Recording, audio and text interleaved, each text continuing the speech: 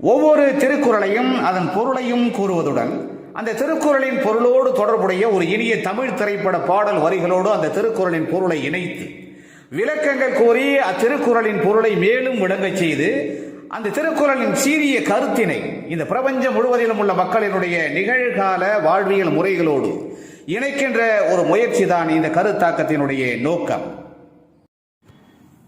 அந்த முயற்சியிலே இன்று நாம் எடுத்துக்கொள்ளும் திருக்குறள் எண் 423.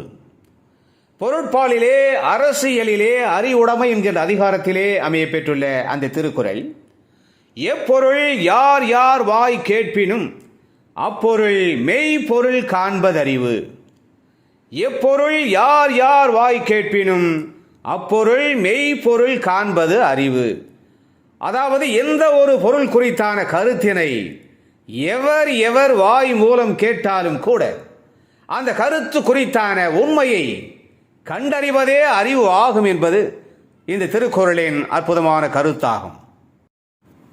ஒருவரின் அறிவுடைமை என்பது என்ன என்பதை மிக அருமையாக வரையறை செய்கின்ற இந்த திருக்குறளின் கருத்தோடு தொடர்புடைய இனியதொரு தமிழ் திரைப்பட பாடல் வரிகளை நாம் தேடுகின்ற பொழுது கவிஞர் வாலி இயற்றியிருக்கிற ஒரு பெருமை மிக்க பாடல் வரிகள் நம் நினைவுக்கு வருகிறது. அறிவுடைமையினுடைய மேன்மையை அந்த பாடல் வரிகளிலே அந்த நாயகன் மிக அழகாக இவ்வாறு எடுத்துரைப்பார்.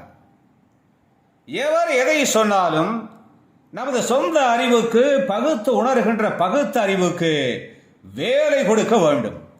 அறிவுக்கு பொருந்தாத உண்மை இல்லாத நன்மை தராத மூட பழக்க வழக்கங்களை விட்டுவிட வேண்டும்.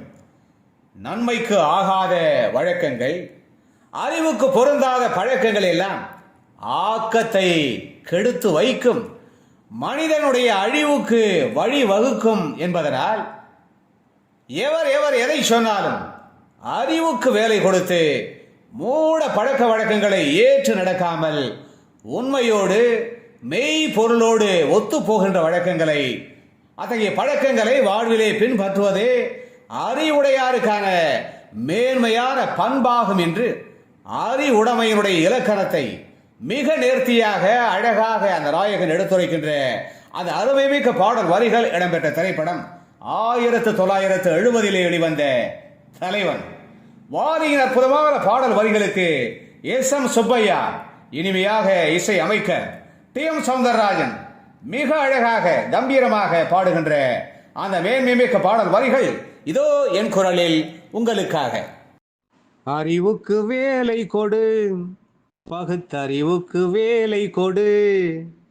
அறிவுக்கு வேலை கொடு, பகுத்தறிவுக்கு வேலை கொடு.